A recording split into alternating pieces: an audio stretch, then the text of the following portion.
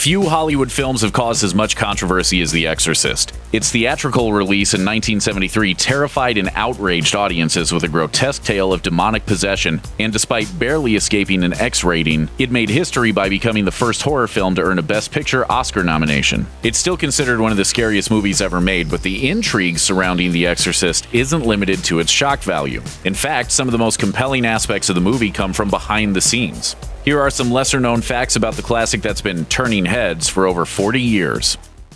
Damien! Real-life basis.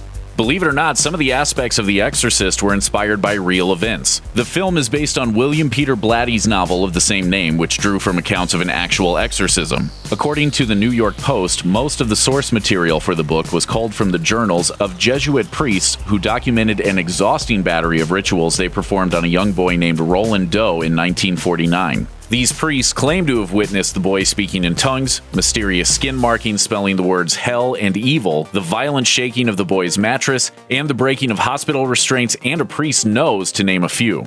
Some of the claims are admittedly embellished in Blatty's novel and the film adaptation. Nobody spewed a bunch of green vomit, for example, but still, that's pretty creepy. Church support. It may come as a surprise that many officials of the Catholic Church were completely behind the film's release. Not only did it drum up plenty of interest in Catholic tradition, it highlighted Catholic priests as heroes performing a time-honored ritual, even if that ritual got a little repetitive. The power of Christ compels you! The power of Christ compels you! The story goes that one official even dug up some classified documents for The Exorcist. While doing research for the film, director William Friedkin met with the president of the Jesuit Georgetown University, who supposedly handed him a folder containing eyewitness accounts of the 1949 exorcism. Cursed production. The production of The Exorcist was riddled with complications and tragedy. Early in production, the set depicting the home of the McNeil family mysteriously caught fire, delaying filming. Even more mysterious, the set for Regan's room in which the exorcisms would be filmed remained completely undamaged. Many of the cast and crew experienced tragedies too. Linda Blair's grandmother, Max von Sydow's brother, and two of the film's actors died suddenly during the course of production, and Jason Miller's son was nearly killed in a freak motorcycle accident.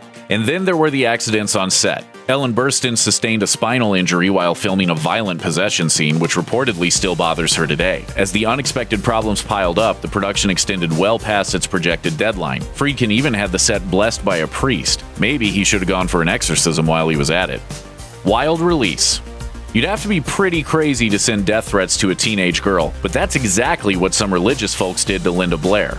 After the film was released in theaters, hate mail poured in accusing Blair of glorifying Satan. Warner Brothers had to go so far as to hire bodyguards to protect her after the film was released. And that's not the only bizarre incident surrounding the theatrical release of the film. A man fell and broke his jaw during a screening, claiming the film's subliminal effects caused him to faint. He sued the studio and they settled out of court. This was just one of countless reports of paramedics being called to theaters to treat terrified moviegoers for hysterics. Anonymous demon.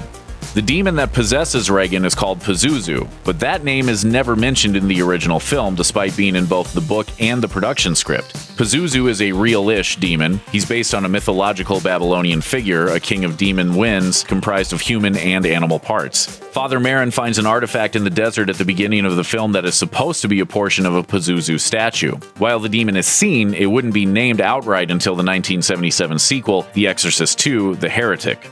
Low-budget effects.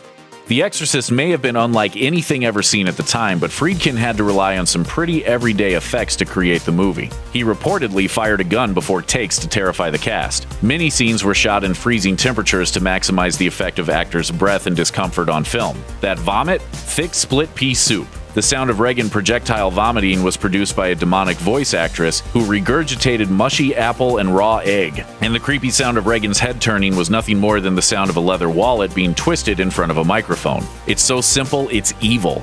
Not a horror movie. According to Friedkin, all these years of terror might have been a case of mistaken intention. He told The Hollywood Reporter, "I thought it was a film about the mystery of faith, but I didn't set out to make a horror film. But by now, I've accepted that it is." That's a noble point of view, but the Exorcist sequels and prequels have kept the franchise pretty squarely in genre film territory. That's all fine as long as we don't have to watch any more vomit geysers.